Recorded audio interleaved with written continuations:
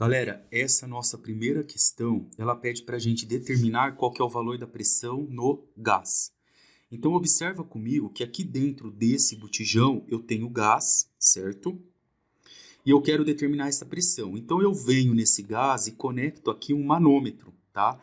Isso aqui é o manômetro, é o nosso medidor de pressão. É esse cara aqui, ó. Tá?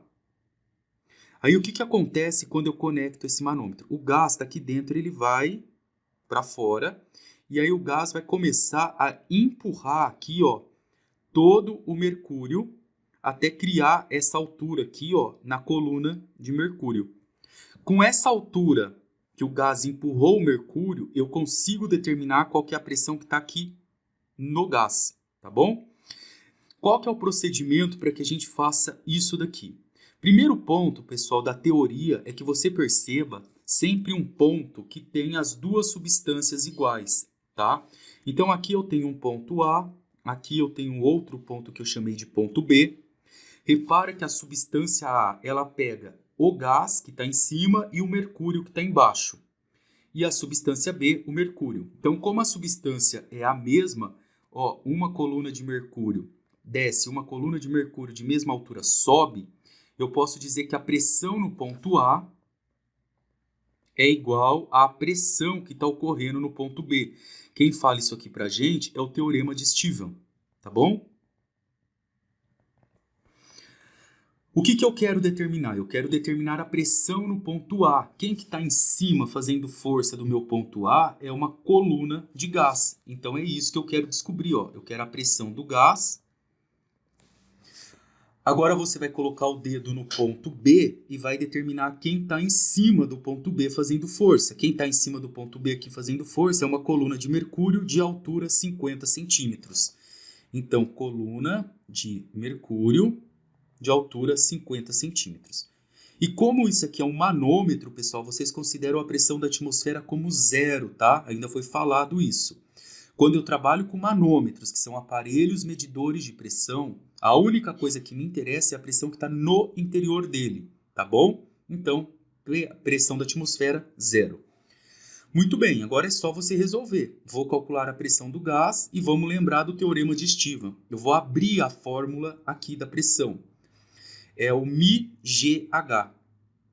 Lembra? Pressão no teorema de Stephan é sempre μgh.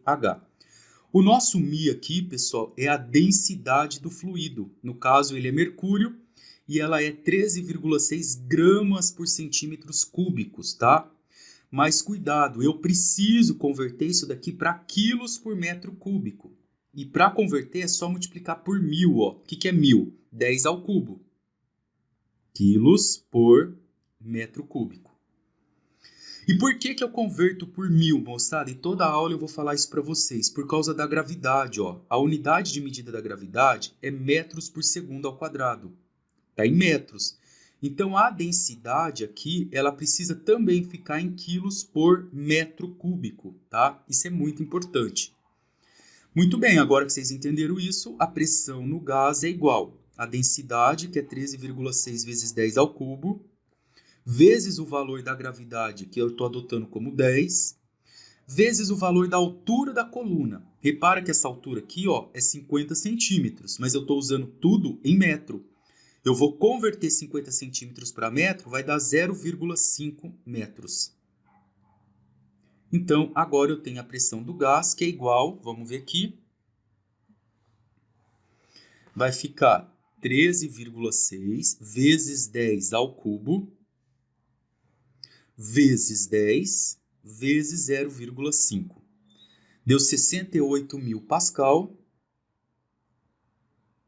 E eu gosto muito de colocar o resultado em quilopascal. Como que eu coloco isso em quilopascal? Ó, Pascal tá aqui, quilopascal tá aqui. É a mesma coisa se aqui fosse metro e aqui fosse quilômetro. Para eu fazer essa conversão, eu ando 1, 2, 3 casas para trás. Então, eu divido por 1000, tá bom? Então, isso daqui é 68 quilopascal. Essa é a resposta da primeira questão do trabalho.